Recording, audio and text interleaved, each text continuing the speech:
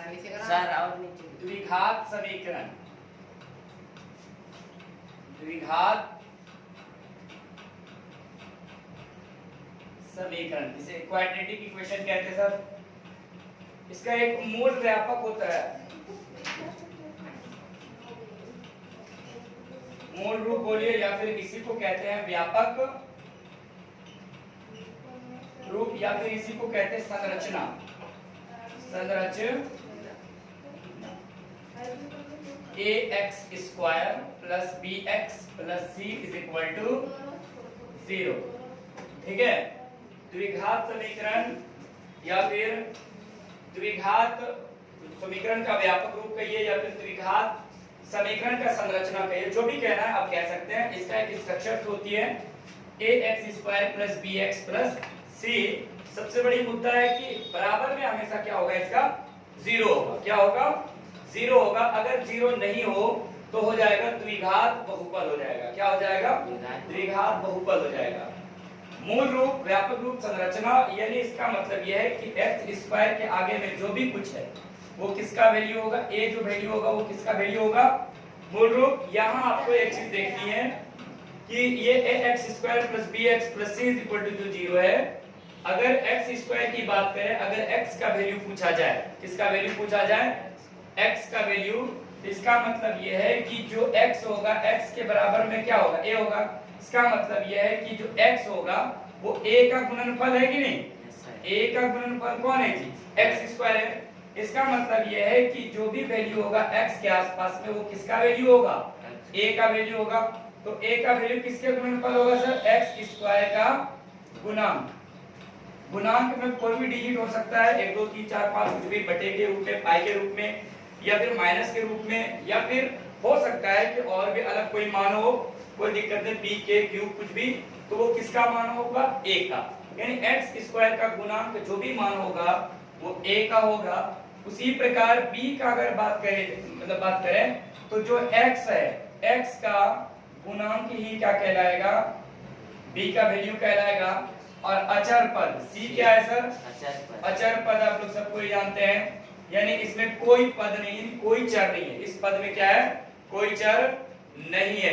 अचर पद का मतलब, चर तो आप लोग जानते ही हैं, यानी a b c d ये सारे क्या है, चर है, टर्म है, आप लोग सबको ही जानते हैं। इसमें सर आपको एक चीज याद रखनी है कि इसका एक विवेचक होता है, विवेचक जिसे कहते हैं हम लोग, d की प्रकृति। ये इस चीज का d की प्रकृति, ये तो हुई a b c की बात। अगर इस इक्वेशन की बात करें तो a का वैल्यू निकालनी हो तो वो निकाल लेंगे, x स्क्वायर के आगे जो भी कुछ होगा वो a का वैल्यू, x के आगे जो भी वैल्यू होगा वो b का वैल्यू। हो सकता है प्लस हो माइनस हो, उससे कोई फर्क पड़ने वाला नहीं है। अगर यही बात करें, इस 0 को सिर्फ हटा दें तो ये द्विघात समीकरण नहीं कहलाएगा। क्या कहलाएगा फिर, वो द्विघात बहुपद कहलाएगा। क्या कहलाएगा, वो द्विघात बहुपद कहलाएगा। लेकिन यहाँ हम क्या पढ़ेंगे, समीकरण पढ़ रहे हैं इसलिए 0। यहाँ आपको अल्फा बीटा और अल्फा गुना बीटा याद नहीं रखना है, गुणनखंड जानते हैं, गुणनखंड करेंगे, जो भी दो मूल आएंगे, एक अल्फा दूसरे बीटा मान लीजिए, या फिर x का ही दोनों मूल कहलाएंगे। यहाँ मूल कहलाते हैं, जिसे आपको एक चीज सिखाते हैं, या d की प्रकृति। किसकी प्रकृति, d की प्रकृति, d की प्रकृति, जिसे d यानी विवेचक कहते हैं, या फिर विवेचक।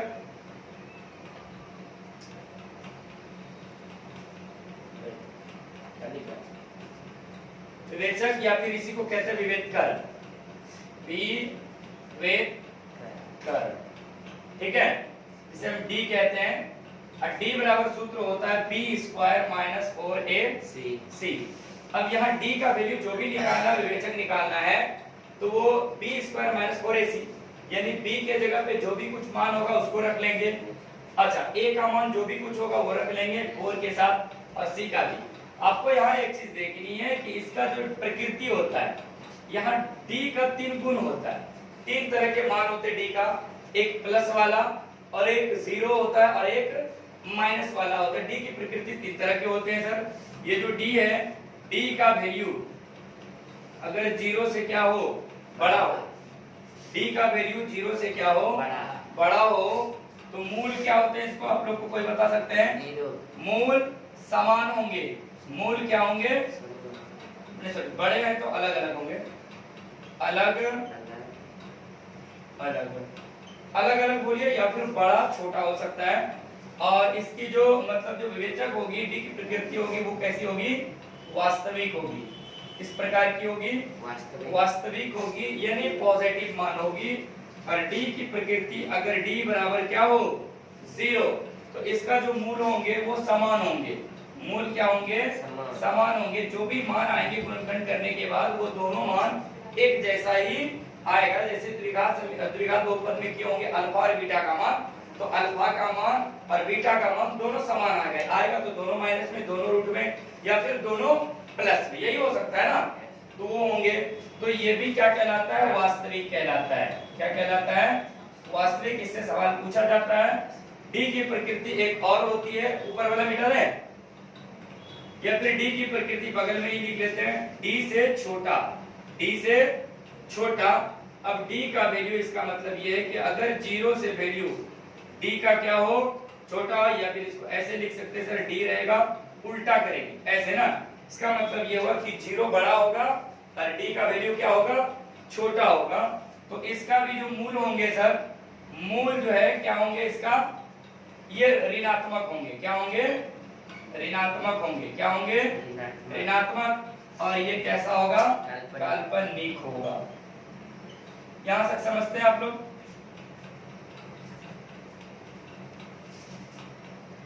देखिए अंतर समझ में आएगा। द्विघात बहुपद, ये बहुपद है, पॉलिनोमियल जिसे कहते हैं, और ये है द्विघात समीकरण जिसे क्वाड्रेटिक इक्वेशन कहते हैं। यहाँ लिखा हुआ है समीकरण और यहाँ लिखा हुआ है बहुपद यानी टर्म। इसमें भी वही हाल है, तीन चीज है, ax² है, bx है, प्लस c है। ये जो प्लस है इन दोनों में अंतर हो सकता है ना, हो सकता है यहाँ माइनस हो, यहाँ प्लस हो सकता है दोनों में माइनस हो सकता है यहाँ माइनस हो, यहाँ प्लस हो, घबराने की जरूरत नहीं है। यहाँ भी वही हाल है, देखिए तो x² + bx + c, यहाँ भी वही प्लस प्लस, दोनों में माइनस, इसमें माइनस, इसमें प्लस, इसमें प्लस, इसमें माइनस हो सकता है, और होता ही है। और बराबर में इसका गुण है कि बराबर में क्या होगा? हर हाल में 0 होगा। नहीं है तो उसको करना होता है, क्योंकि जो भी कुछ मान होगा बराबर के उस पार में, उसको इस पार ले आना, दाईं ओर, बाईं ओर में हमेशा क्या रखना है? 0 रखना है। इसका दो मूल होते हैं, इसको यहाँ शून्यांक कहते हैं। इसी चीज में यहाँ क्या कहते हैं? द्विघात समीकरण में इसको मूल कहते हैं। जो भी गुणनखंड करने के बाद वैल्यू आएगा अल्फा बीटा वो होगा, और इसमें जो भी एक अल्फा बीटा का मान आएगा, यहाँ भी वही हाल है, लेकिन इनका नाम बदल जाता है शून्यांक। और एक बात याद रखिएगा, ये तीनों में से ऑब्जेक्टिव पूछा जाने वाला सवाल है सर, ये तीनों से ऑब्जेक्टिव पूछा जाता है। हम आपको प्रीवियस ईयर का जो नोट्स दिए थे, पीडीएफ दिए थे, आप देखे होंगे, उसमें बहुत सारा सवाल था। जैसे शून्याङ्कों का योग निकालने कहा गया होगा, तो शून्याङ्कों का जो योग होता है सर, देखिए x का जो बीच वाला है, x का गुणांक, जो भी x के आसपास में संख्या होगा उसको रखना है, अब बटे में ax² यानी a का वैल्यू रखना है, x² का गुणांक रखना है। एक सिंबल होता है इसमें माइनस, उसी चीज को शॉर्ट नोट में लिखे अल्फा प्लस बीटा बराबर -b/a, यानी ये देखिए x का गुणांक बटे x² का गुणांक, यहाँ देखिएगा प्लस है, सूत्र में होता है माइनस, इसलिए ये माइनस कर दिया। जब भी आपको पूछा जाए कि कोई इक्वेशन दिया है, कभी कभी ये सवाल इसमें भी पूछा जाता है, द्विघात समीकरण में भी पूछा जाता है। द्विघात समीकरण लिखा रहेगा किसी टाइप से और कहेगा कि उनमें योग बताइए, तो योग बताने का मतलब ये है समीकरण रहे या फिर द्विघात बहुपद रहे, घबराने की जरूरत नहीं है। जब योग पूछा जाए तो अल्फा प्लस बीटा ही करना है, ठीक है, चाहे इसमें पूछे या फिर उसमें, ऐसे पूछा नहीं जाता। कभी कभी सवाल बहुपद की जगह समीकरण लिखा आता है और पूछा होता है योग, ठीक है, तो घबराने की जरूरत नहीं है। फिर इसमें आता है शून्याङ्कों का गुणनफल, यहाँ था योग मतलब जोड़, इस बार जो भी अल्फा बीटा आएगा शून्याङ्क उसको जोड़ना है सर, यहाँ क्या करना है? गुना करना है, इसमें जोड़ लेना है, इसमें गुना करना है। और इसका सूत्र होता है अचर पद, जिसमें कि कोई भी चर ना हो, a से लेके a to z तक क्या होता है सब जानते हैं, चर होता है। क्या c में कोई a से लेके z तक है? a c के अलावा जैसे x से लिखे हैं, में c में है कोई चीज नहीं है, तो वो अचर पद हो गया, यानी सिर्फ डिजिट रहेगा, तो वो नीचे में x² का, हर हाल में x² का ही गुणांक, यहाँ भी नीचे में यहाँ भी नीचे में एक इसमें यही है सर, एक गुणनखंड करते हैं। लेकिन इसमें थोड़ा सा अलग है, क्वाड्रेटिक इक्वेशन में ax square plus bx plus c equal to 0 होता है। कभी कभी आपसे अरेंज करने भी पूछा जाता है, इसमें आपको सजाना होगा डिसेंडिंग ऑर्डर में, यानी घटते क्रम में। कौन से? घटते क्रम में कभी कभी इसको सजाना होता है, ठीक है। सबसे बड़ा पावर को आगे लिखना, उसके बाद जो छोटा पावर होगा उसको लिखना, उसके बाद जिसमें कोई पावर नहीं होगा उसको लिखना। ये हुआ, ये इसको कभी कभी अरेंज करने आता, हम आपको दिखाएंगे, या सेट दिए होंगे, पीडीएफ दिए होंगे तो आप लोग देखे होंगे। इसमें भी दो मूल होते सर, यहाँ भी अल्फा बीटा था, यहाँ भी अल्फा बीटा। यहाँ शून्यांकों की दो प्रकृति थी, एक योग वाला और एक गुणनफल वाला। लेकिन यहाँ क्या है, डी की प्रकृति तीन तरह से होता है। पहली बात, डी बराबर सूत्र याद रख लेना है, बी स्क्वायर माइनस 4ac, ये डी की प्रकृति है।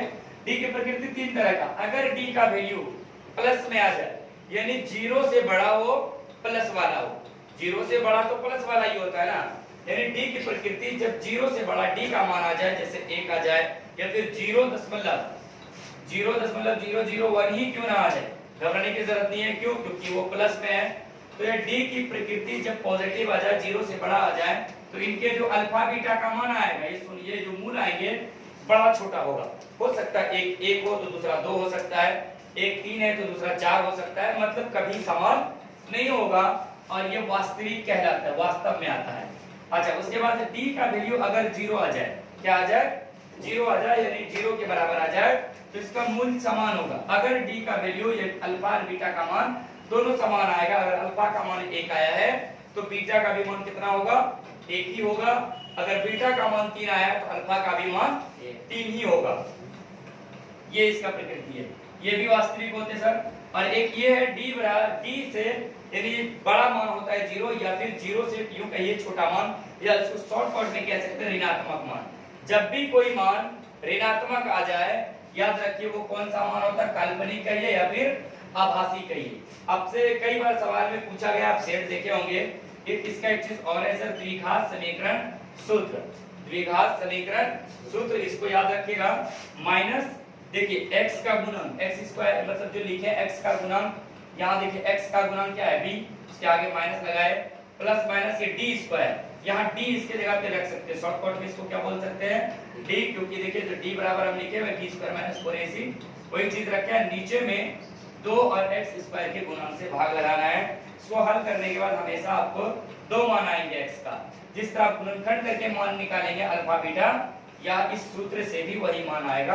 कभी कभी होता है कि आप इसको नहीं कर पाते हैं, तो आप इसमें मान रख के पहले डी की प्रकृति आपको ज्ञात करने कहा जाएगा, को बताना है। अच्छा, ये जो x का वैल्यू निकालता है, इसी दोनों सिचुएशन में जब d का वैल्यू प्लस वाला हो या फिर d का वैल्यू 0 हो, निगेटिव वाला मान कभी निकलेगा नहीं। तो ध्यान रखेंगे इन सभी का।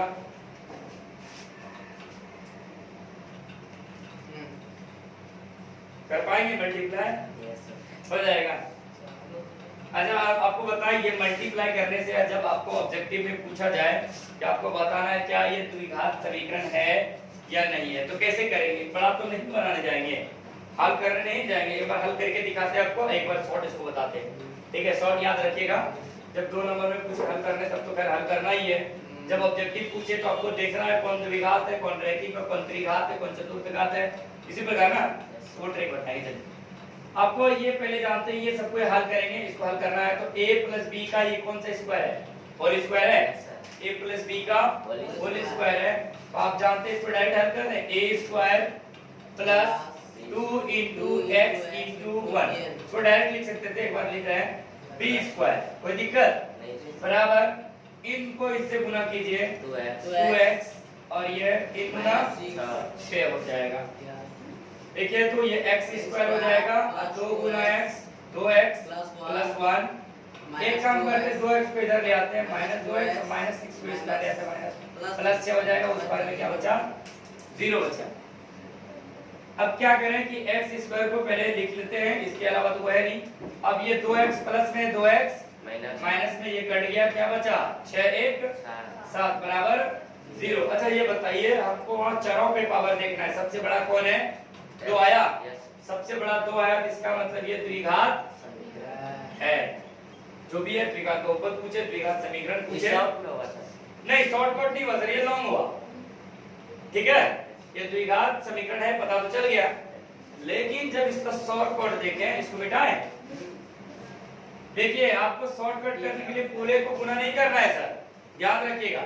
सिर्फ दो चीज को देखिए, इसको गुना करिए, 2 गुना x कितना x, 2x। x वाला से ही ना हमको पता करना है, चर वाले से गुना करके देख लेना सर।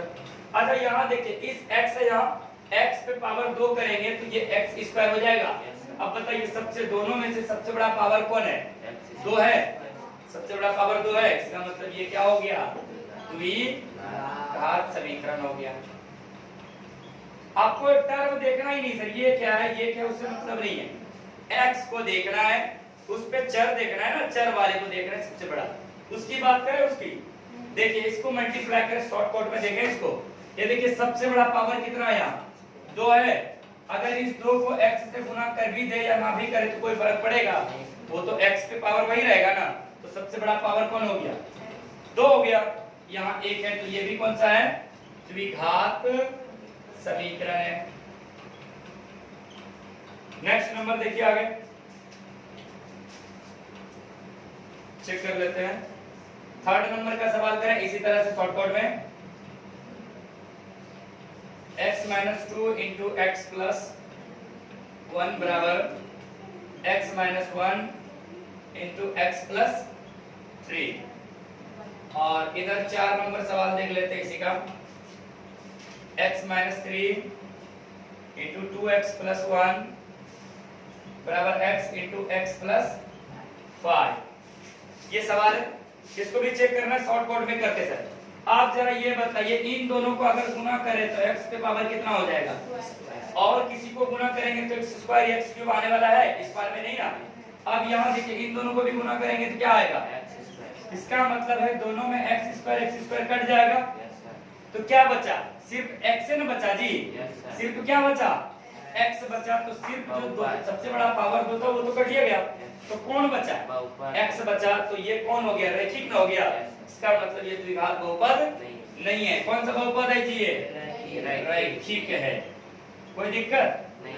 आगे वाला करते हैं, इनको इनसे गुना कीजिए तो 2x गुना x पे स्क्वायर, और इस x गुना x को करेंगे तो x पे स्क्वायर। अब जरा देखिए दोनों तो बराबर है, क्या कट रहा है, क्या नहीं कटेगा, इसका मतलब है 2x स्क्वायर में से इस x स्क्वायर को घटा दीजिए, कितना x स्क्वायर बचा, 1x स्क्वायर बचा। तो क्या ये द्विघात है कि नहीं, यस सर, द्विघात है सर, द्विघात समीकरण हो गया। आप दूसरा बताइए, दूसरा आगे चले, आगे नंबर इस तरह कर पाएंगे, ठीक है, लॉन्ग नहीं करना, जब ऑब्जेक्टिव मिले तो ऐसे ही करना, ठीक है। इसका दूसरा नंबर सवाल चले, 2 नंबर में 1 क्या कहता है सवाल में, कहता है एक आयताकार दिया है, यही है क्या, जरा देखिए सवाल। एक आयताकार जो है, एक आयत के आकार का भूखंड है, यानी जमीन का टुकड़ा है, आयत के आकार का, यानी यूं कहिए आयत है। तो आयताकार जो है उसकी जो, ये मान लेते हम आयत पहले बना रहे थे, आयत के आकार का, ठीक है, बना लिए। इसमें आप लोग सबको ये जानते हैं क्या होता है, ये लंबाई, इसे लेंथ कहते हैं, शॉर्ट में एल से इंडिकेट करते हैं। और ये वाला क्या होता है, चौड़ाई होता है, क्या होता है, चौड़ाई, जिसे ब्रेथ कहते हैं, जिसे शॉर्टकट में बी से इंडिकेट करते हैं, जानते हैं कि नहीं। चलिए, तो कहता है कि इस जो सवाल है 2 नंबर में, एक आयताकार का कहता है भूखंड लीजिए, या दिया हुआ है जिसका क्षेत्रफल 528 मीटर पे स्क्वायर दिया, यानी इस पूरे हिस्से का, या फिर यूं कहिए जमीन का कुल क्षेत्रफल कितना दिया हुआ है, 528 मीटर स्क्वायर, ये पूरा जमीन का क्षेत्रफल दिया हुआ है, ठीक है। लेकिन कहता है कि ये जो क्षेत्रफल है ये लंबाई चौड़ाई के हिसाब से, किसके हिसाब से, लंबाई और चौड़ाई से। कहता है कि जो लंबाई है, लंबाई पूछ रहा है जी सवाल में, कहता है क्षेत्रफल की जो लंबाई है चौड़ाई से दुगुने से 1 अधिक है। देखिए अगर आपको चौड़ाई पता होगा तभी तो लंबाई ज्ञात कर पाएंगे ना। सवाल में कह रहा है कि जितने भी चौड़ाई है इस आयताकार भूखंड के क्षेत्रफल का, यानी भूखंड का जितना चौड़ाई होगा उसमें से 2 से गुना करेंगे, 2 गुना हो जाएगा चौड़ाई से, और 1 उसमें क्या कर देना है, जोड़ देना है, तो वो इसका लंबाई पता हो जाएगा। तो कहने का मतलब लंबाई तो चलो पता हो ही जाएगा, लेकिन चौड़ाई कैसे पता होगा, तो चौड़ाई को तो भी कुछ करना होगा ना। तो चौड़ाई के लिए एक उपाय है, जब उसे मानना पड़ता है, गणित है सर तो मानना ही पड़ेगा। तो चौड़ाई को हम कुछ ना कुछ मान लेते हैं। चाहे b मान ले या फिर x मान ले, कोई दिक्कत है नहीं है सर, तो कर लेते हैं। माना